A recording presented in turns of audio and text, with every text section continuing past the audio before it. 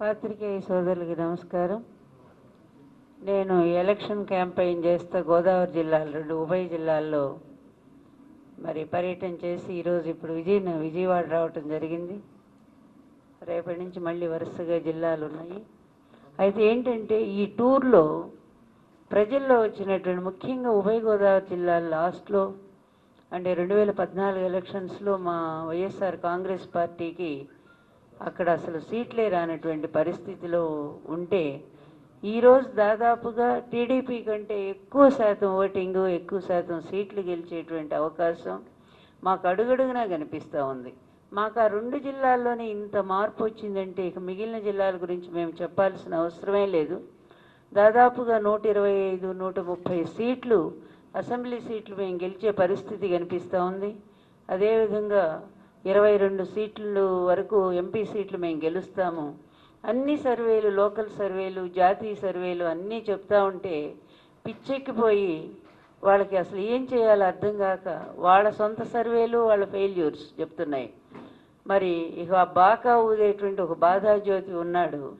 అతను ఏం చేయాలో తెలియక ఎట్లయినా దాన్ని మునిగిపోతున్న పడవ నిలబెట్టాలనే తపంలో దొంగ సర్వేలు నిన్న సృష్టించడం జరిగింది.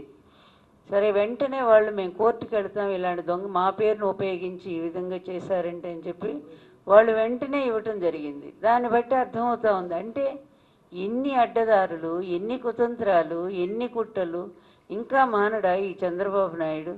ఇంతవరకు 5 సంవత్సరాలు ఏం చేశావని ప్రజలకి ఈరోజు అదే చెప్పే ధైర్యం లేదు అతనికి. ఇప్పుడు మేము అభివృద్ధి సాధించాము, పోలవరమా ఎక్కడేసిన గొంగళి అక్కడే ఉంది, రాజధాని అది కృత్రిమ కట్టడాలు తప్ప అక్కడ ఒక్క పర్మనెంట్ ఇటుకబడలేదు. తర్వాత ఏమన్నా ఇది రైతుల రుణమాఫియా, అది కాలేదు. డ్వాక్రా మహిళల, అది చేయలేదు. ఏమీ చేయకుండా 5 సంవత్సరాల కాలం గడిపి 3.5 లక్షల కోట్లు అప్పులు పెంచి రాష్ట్రానికి తల ఒక్కింటికి 50,000 రూపాయల అప్పును మిగిల్చి అంతకుముందు కూడా 9 సంవత్సరాలు అతని కాలంలో సేమ్ అదే పరిస్థితి. అంతకుముందు 3,000 అప్పున్నది 60,000కి ముంచేసి వెళ్ళిపోయాడు చంద్రబాబు నాయుడు. వైఎస్ రాజశేఖర రెడ్డి గారు వచ్చిన తర్వాత ఆ బడ్జెట్ పెంచడమే కాకుండా అన్ని రంగాలను పరుగు పెట్టించాడు ఆయన. జలయజ్ఞంలో కానీ అదేవిధంగా మిగిలినటువంటి ఆర్టీసీ కానీ అధిక లాభాలు చూపించాడు. రాష్ట్ర బడ్జెట్ను పెంచాడు. అది సమర్థవంతమైన నాయకత్వం అంటే. ఏమి చేతగాని అసమర్థుడైనటువంటి ఇతను తన హెరిటేజ్ డెవలప్ చేసుకోవటం తప్ప రాష్ట్రంలో ఏ సంస్థని కూడా డెవలప్ చేయలేనటువంటి ఒక అసమర్థుడు ఇతను, అవినీతి పరుడు. ఇట్లాంటి ఇతను ఈరోజు జగన్మోహన్ రెడ్డిని అనేక విధాల ఎదుర్కోలేక చివరికి చౌకబారు, నేలబారు ట్రిక్స్ అన్నీ కూడా వాళ్ళు ఉపయోగించడం అంటే ప్రజలకు అర్థమవుతానే ఉంది. కానీ జనం ఎవరు కూడా దాన్ని రిసీవ్ చేసుకునేటువంటి పరిస్థితిలో లేరు. వీళ్ళు ఇప్పటికిప్పుడు నవరత్నాలను దొంగిలించి దాన్ని తీసుకెళ్ళి ఏదో మేము ప్రజలకు మేలు చేస్తాం, రైతులకి, డ్వాక్రా మహిళలకు అనేది కూడా వాళ్ళు అర్థం చేసుకున్నారు. నేను గ్రామాన తిరుగుతూ నేను నాకంటే ముందే మహిళలు మాట్లాడుతున్నారు. మాకు తెలుసమ్మా, ఈ ఎలక్షన్ కోసం పెట్టాడు, ఎలక్షన్స్ అయిపోగానే మరి పొరపాటున అతను కనుక వస్తే ఇవన్నీ ఎత్తేస్తాడని మాకు భయం ఉంది. కానీ మేము జగన్మోహన్ రెడ్డిని నమ్ముతున్నాము. 600 హామీలు ఎందుకు, 9 నవరత్నాలు చాలని చెప్పి ప్రజలే చెప్తుంటే నిజంగా ప్రజలు ఎంత ఎడ్యుకేట్ అయ్యారో పొలిటికల్గానే సంతోషం కూడా కలుగుతూ ఉంది. అందువల్ల ఎక్కడికి వెళ్ళినా కూడా జగన్మోహన్ రెడ్డికి మరి నీరాజనాలు పడుతున్నారు జనం. ప్రభంజనంగా ఉంది. ఒకవైపు ఏమో 40 ఏళ్ల సీనియారిటీ అని చెప్పుకుంటా అతి దారుణమైన కుట్రలు, కుతంత్రాలు ప్రయోగిస్తూ ఎంత అసహ్యమైనటువంటి, నిజంగా ఇతను ముఖ్యమంత్రిగా ఉండటానికి రాజ్యాంగబద్ధంగానే అర్హత లేనటువంటి కొన్ని ఇన్సిడెంట్స్ మనం చెప్పుకోవాలి. రిజైన్ చేయాల్సినటువంటి పరిస్థితిని. ఒకటి, ఓటుకు నోటు కేసులో అడ్డంగా దొరికిపోయి అర్ధరాత్రి రాజధానిని విడిచిపెట్టి అమరావతికి పారిపోయి వచ్చినప్పుడు ఓపెన్గానే ఇతను వాయిస్ని రికగ్నైజ్ చేసినప్పుడు ఇతను ముఖ్యమంత్రిగా ఆ రోజే రిజైన్ చేసి ఉండాల్సింది. ఎందుకంటే రాజ్యాంగ విరుద్ధంగానే ఇతను ముఖ్యమంత్రిగా కొనసాగుతూనే ఉన్నాడు. అదేవిధంగా ప్రతిపక్ష నాయకుడి మీద హత్యా ప్రయత్నం చేయించి దాంట్లో కూడా అడ్డంగా దొరికిపోయి డీజీపీ ఇతను కలిసి కుట్ర చేశారనేటువంటి విషయము స్పష్టమైనప్పుడు ఆ రోజు ఇతను మరి ముఖ్యమంత్రి పదవి నుంచి రిజైన్ చేసి ఉండాల్సిందే. అది రాజ్యాంగ విరుద్ధంగానే కొనసాగుతూ ఉన్నాడు.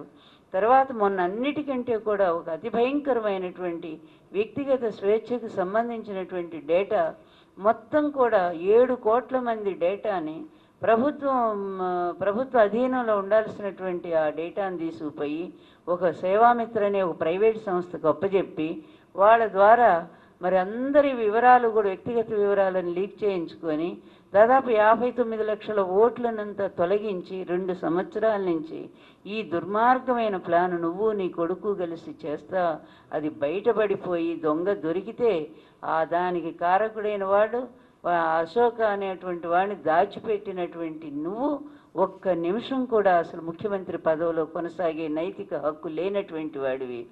ఈ విధంగా మొత్తం రాజ్యాంగ విరుద్ధమైనటువంటి పనులు చేసే ముఖ్యమంత్రి గతంలో మనం ఎప్పుడూ చూడలేదు. ఈరోజు ఆంధ్ర ప్రజల దురదృష్టం కొద్దీ ఆంధ్ర రాష్ట్రాన్ని ఇట్లాంటి వాడు పరిపాలించడం అనేది సిగ్గుచేటైనటువంటి విషయం. ఇక వీళ్ళ ఎమ్మెల్సీలు వీళ్ళ ఎమ్మెల్యేలు ఇష్టం వచ్చినట్టు నోటికి వచ్చినట్టు మాట్లాడుతూ ఉన్నారు. ఎందుకంటే ఈరోజు ఒకప్పుడు సినిమా రంగం మొత్తం తన చుట్టూ తిప్పుకున్నాడు ఆయన చంద్రబాబు నాయుడు. వాళ్ళకి ఇష్టం ఉన్నా లేకపోయినా వాళ్ళ ఆస్థాన కవులు 4 ఉంటారు అక్కడ. ఈ అశ్విని దత్ ఒకడు, అదేవిధంగా రాఘవేంద్రరావు, తర్వాత మురళీమోహను, ఇంకా ఈ విధంగా 4 పెట్టుకొని సినిమాలో ఉండే హీరోయిన్లు అందరినీ తన చుట్టూ తిప్పుకొని ఏదో పెద్ద హీరోలాగా ఫోజు ఇచ్చినటువంటి చంద్రబాబు నాయుడు ఈరోజు మా జగన్మోహన్ రెడ్డి సినిమా రంగానికి చాలా దూరం. ఆయన ఎప్పుడూ కూడా ఎవరిని సినిమా వాళ్ళని రమ్మని కూడా అడగలేదు. ఆయన ఎప్పుడు వెళ్ళలేదు, ఫంక్షన్స్ కూడా వెళ్ళలేదు, ఏనాడు వెళ్ళాల. అయినా సరే ఈరోజు సినిమాలో ఉండే అందరూ కూడా ఎంతో అభిమానంతో జగన్మోహన్ రెడ్డి ఒక నిజాయితీతో నిబద్ధతతో నిజమైనటువంటి నాయకుడిగా ఎదిగి మరి ఎక్కడా కూడా వెనక్కి తగ్గకుండా వాళ్ళ 40 ఏళ్ల సీనియారిటీ అని చెప్పుకొని 4 పార్టీలతో పొత్తు పెట్టుకునేటువంటి ఆ రాజకీయ విధానాలు కాకుండా అతను సొంతంగానే పార్టీ పెట్టుకొని తనే సొంతంగా జనంలోకి వెళ్ళి జనం ఆదరణ సంపాదించినటువంటి జగన్మోహన్ రెడ్డిని చూసి అతని వ్యక్తిత్వాన్ని చూసి అతని ప్రజల్లో ఉండేటువంటి అతని అభిమానాన్ని చూసి ఈరోజు సినిమా రంగం అంతా కూడా మా పార్టీలో జాయిన్ అవుతున్నారు. అది జగన్మోహన్ రెడ్డి గొప్పతనం. నువ్వు పిలిచి వాళ్ళకి స్పెషల్ ఫ్లైట్లు పెట్టి నానా హంగామా చేస్తే తప్ప రానటువంటి వాళ్ళు ఈరోజు మరి జగన్మోహన్ రెడ్డికి వాళ్ళు మద్దతు చెప్తున్నారు అంటే అది జగన్మోహన్ రెడ్డి గారు సాధించినటువంటి విజయంగా చెప్పుకోవాలి. నిన్న మోహన్ బాబు గారి గురించి ఒక కామెంట్ చేశాడట. ఆయన ఎమ్మెల్సీ ఎవరు, అతనికి ఏమీ పని బాట లేదు. ఎట్లా ఉన్నారంటే నిజంగా తెలుగుదేశం పార్టీలో ఈ సైకిల్ బెల్లులు అమ్ముకుంటారు, అదేవిధంగా కొబ్బరి చెప్పులు అమ్ముకుంటున్నారు. వీళ్ళంతా కూడా ఇష్టం వచ్చినట్టు కామెంట్స్ చేస్తూ ఉన్నారు అంటే దాని గురించి నిజంగా నాకు ఆ పేర్లు కూడా ఎత్తడం ఇష్టం లేదు. వాళ్ళ గురించి వాళ్ళు ఎవరో మీకు అర్థమైపోయే ఉంటుంది. నిన్న మోహన్ బాబు గారి మీద ఒక కామెంట్ ఆయన చేశారట. దానిని మాత్రం నేను చాలా తీవ్రంగా ఖండిస్తూ ఉన్నాను. ఎందుకంటే మోహన్ బాబు గారు ఒకప్పుడు నిజమే, నేను వాస్తవం చెప్తున్నాను, మోహన్ బాబు గారు మాకు చాలా ఇప్పుడు కాదు 82 పార్టీ పెట్టినప్పటి నుంచి ఆయన ఎన్టీఆర్ గారు వెంటే ఉన్నారు. ఎన్టీఆర్ గారికి ఒక నిజమైన రామభక్తుడు ఆయన, అందులో సందేహమే లేదు. అత్యంత భక్తి ఉన్నవాడు. ఈయన కోసం దెబ్బలు తిన్నాడు, పార్టీలో ప్రచారం చేశాడు, దెబ్బలు తిన్నాడు, అలాగే కొనసాగాడు కంటిన్యూగా. మురళీమోహన్ లాగా మధ్యలో పారిపోలా. మురళీమోహన్ ఎన్టీఆర్ గారి మీద ఒక స్టేట్మెంట్ ఇచ్చి నేను బుద్ధి తక్కువై నేను తెలుగుదేశం పార్టీలో ఉన్నానని ఒక స్టేట్మెంట్ ఇచ్చాడు. ఎన్టీఆర్ గారికి చాలా కోపం వచ్చింది, ఇతను నా గడప కూడా దక్కనివ్వద్దన్నాడు. అట్లాంటి వ్యక్తి కాదు మోహన్ బాబు. ఏ ఒక్క రోజు కూడా ఎన్టీఆర్ గారికి వ్యతిరేకంగా అతను మాట్లాడింది లేదు. అయితే చివరిలో ఎన్టీఆర్ గారు వెంట ఎందుకు లేరు అంటే దానికి మాత్రం తప్పనిసరిగా నేను ప్రత్యక్ష సాక్షిని గనక దానికి సమాధానం నేను చెప్పాలి. You're watching this on Mirror TV. Please like, share and subscribe. Please watch and subscribe to Mirror channel. You're watching this on Mirror TV. Please like, share and subscribe. You're watching this on Mirror TV. Please like, share and subscribe. You're watching me on Mirror TV. Please do like and subscribe this. Please subscribe to Mirror TV. Please subscribe Mirror TV. Please subscribe to Mirror TV. Thank you. Please watch and subscribe Mirror TV. Thank you. Hi, this is Sharat Narwade. Please watch and subscribe Mirror TV. Hello everyone, నా పేరు దీక్షా Sharma రేనా. Please subscribe to Mirror TV on YouTube. Please subscribe Mirror TV. Thank you. And I request all of you to subscribe Mirror TV. Please subscribe to Mirror TV. Thank you. Please subscribe Mirror TV. Please subscribe Mirror channel. Please subscribe to Mirror TV.